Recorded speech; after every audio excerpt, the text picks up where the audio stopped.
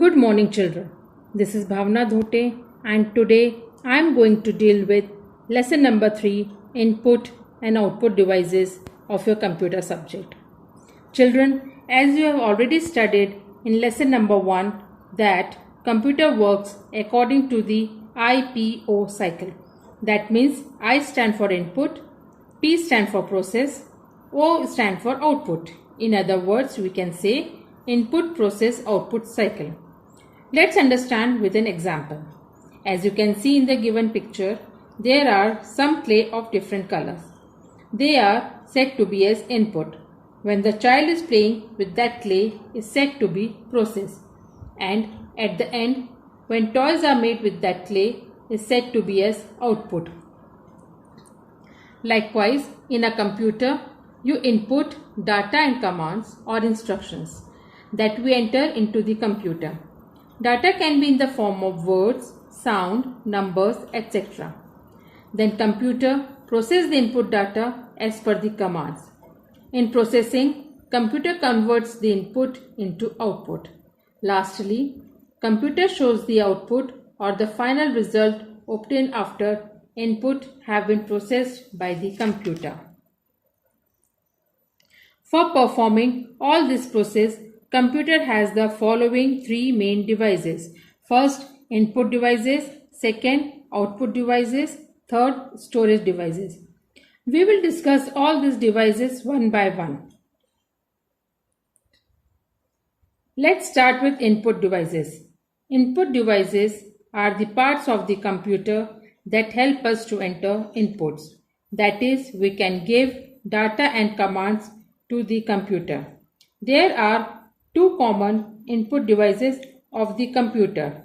They are first keyboard, second mouse. Now we will discuss the input devices in detail one by one. First comes the keyboard. In the picture, you all will see that keyboard has small push buttons. These buttons are known as keys. We press them to type on the computer. We can type words, numbers and symbols on the computer with the help of the keyboard. We also use keyboard to give commands to the computer. Next important input devices is the mouse. Here, mouse helps us to point and click the items displayed on the computer screen. We can also use a mouse to give commands to the computers. Now we come to the mouse action. As you all know, we work on the computer using different mouse actions, which are as follows. Number 1, pointing. Pointing means moving the mouse to bring the mouse pointer over an item or icon displayed on the computer screen. As you can see in the picture, that an arrow is pointed on a paint icon. Number 2, clicking. It means to press and release the left mouse button only once. That means you have to click left mouse button only a single time. When we click on an icon, it gets selected as you can see in the picture. The paint icon is being selected. Number 3, double clicking. It means to click left button of the mouse twice quickly. Twice means 2 times one after the other. When we double click on an icon, it opens in a window form, as you can see in the given picture. Number 4, dragging. It means to move the mouse while holding down the left button of the mouse. This action is used to change the position of an icon on the desktop and also to draw shapes in paint, etc.